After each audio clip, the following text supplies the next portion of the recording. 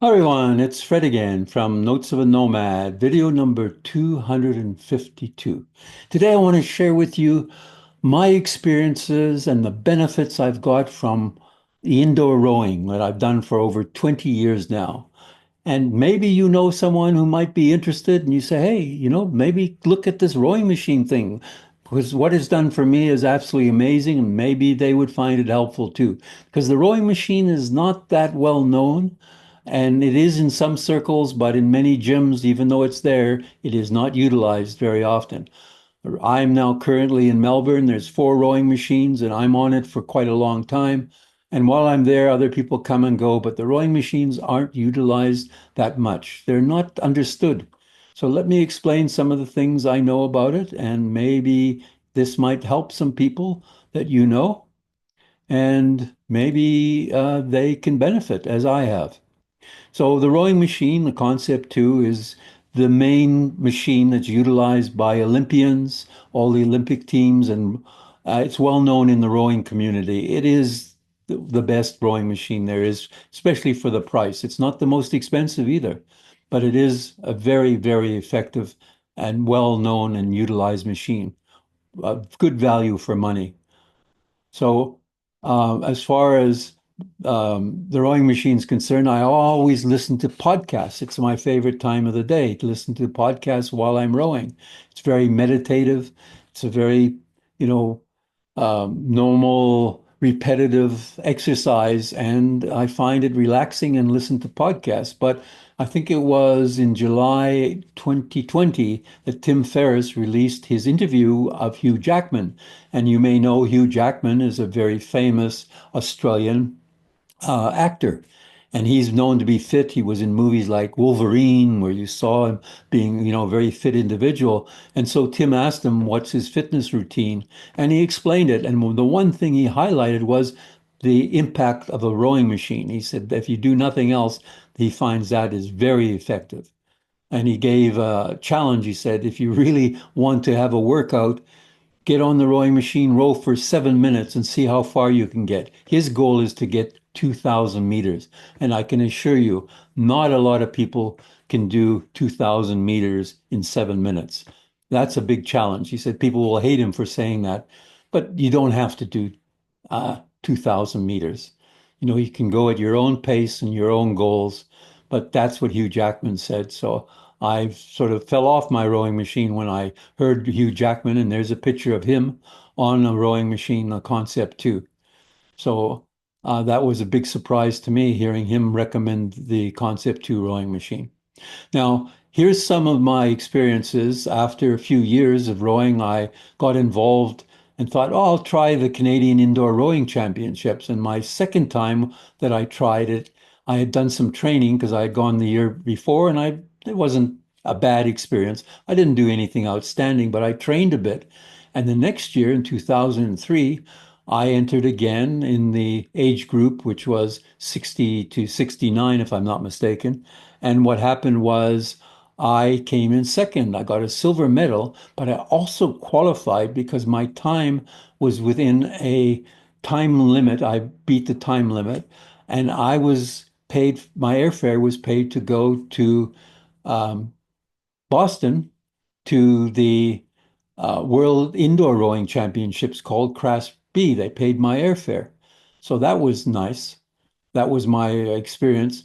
And also, the second time I tried the Canadian Indoor Rowing Championships, or I guess it was my third time, but I was in the next age group, 65 to 69. In 2008, I won a gold medal. This time it took me 7 minutes, 16 seconds. You can see what Hugh Jackman was talking about. 7 minutes is a challenge. But then again, I'm older than Hugh Jackman, but I did win a gold medal and I did qualify to go to the World Indoor Rowing Championships, which is known as Crash B. And as an example, here's a picture from 2008, held in the hockey arena, where there was hundreds of rowing machines and thousands of participants over that one day from all around the world. Teams came from around the world to compete in the Indoor Rowing Championships, which is known as Crash B. And there was a picture on the website of me the rowing in 2008. that was a pleasant surprise when I saw some pictures from 2008 in the Crash Bees. And these were the results. 2008 Crash Bee Sprints World Indoor Rowing Championships. I came in fourth. And if you look at the times, the top three were under 7 minutes. The fellow broke the world record for the age group, for this fellow from Germany, and his partner came in second, and the fellow came in third from Sacramento, Elliott. He came under 7 minutes. I was 7 minute 14. So there was no race between these three. The race was amongst these people here. I beat the fellow who came in fifth by 3/10 of a second. And in fact, I think at halfway, I was down here about eighth or ninth. And then in the last 1,000 meters, I crawled up ahead of everyone and beat this fellow in the last, I think, 20 meters. I pulled very hard and beat him by 3/10 of a second. So that was a good experience for me because I paced myself quite well and it worked out for me. So if you're talking about breaking world records, though, I was not anywhere near that. But the fellow who holds the world record for the fastest time of any male, any per man, is a fellow by the name of Josh Dunkley Smith from Australia. And he did it in a record time of 5 minutes and 35 seconds at for every what we call the pace of 1 minute 23.9 seconds per 500 meters. And that's the world record, which stands from 2018 till now. So no one in the last 6 years has been able to beat him. And here's a picture of Josh Dunkley Smith in Australia, where in New South Wales, where he broke the record in 2018. So I just want to mention that the rowing machine is a very flexible machine. This was mine on my friend's boat recently when I was staying on his boat in Canada. It's between the kitchen table and the refrigerator and sink and stove. And it again takes about 9 feet or 2.7 meters, and it's about 2 feet wide. So I managed to get it there. It does come apart.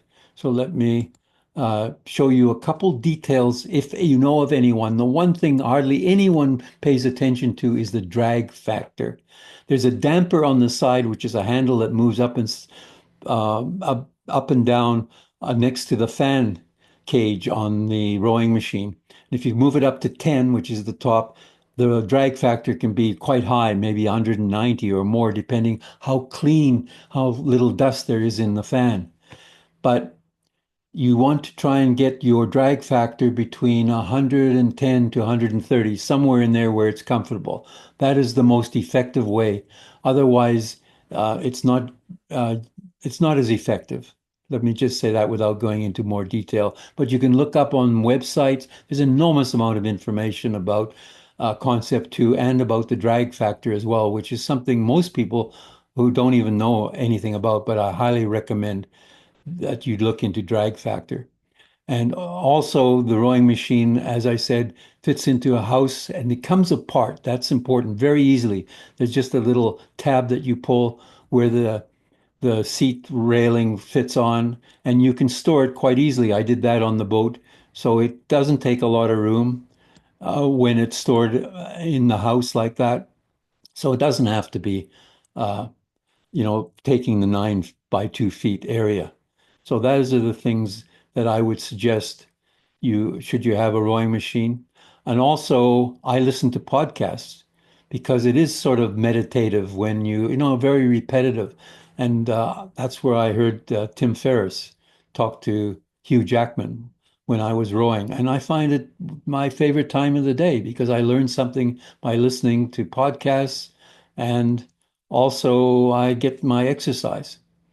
So here's what I'm doing now while I'm in Melbourne. I'm currently on what's called the Holiday Challenge, which is from November 28th to December 24th, 25th. And if I row certain distance after my first 100 kilometers, I add 4 cents per kilometer. So I'm rowing just over 26 kilometers a day. As you can see, these uh, and it takes me about 2.5 hours, and I'm rowing half the speed of the man who broke the world record. I mean, he did it in 1 minute 23, I think, seconds, and I'm taking 2 minutes 49 seconds to do 500 meters. So it just shows you you can go at whatever pace you feel comfortable at. And that's what I'm doing at this point in time. And I'm at so far I've got $7.36 American cents to the Busy Head charity, which is about mental health. So it's about the ultimate goal is to make mental health accessible for everyone. So that's what I'm doing currently. I find the rowing machine a big part of my life. My knee was worrying me, but it isn't because it does help you a lot. So the rowing machine has a lot of benefits, upper body, lower body, no impact. So a lot of people I know, ex-runners, have problems with their joints because of the impact of running. Rowing machine is no impact. I know of a doctor who recommended for his patients with osteoporosis to get on the rowing machine. And there's been documented that it can help people with osteoporosis because of their bone density and so on. So they can do it gently, no impact.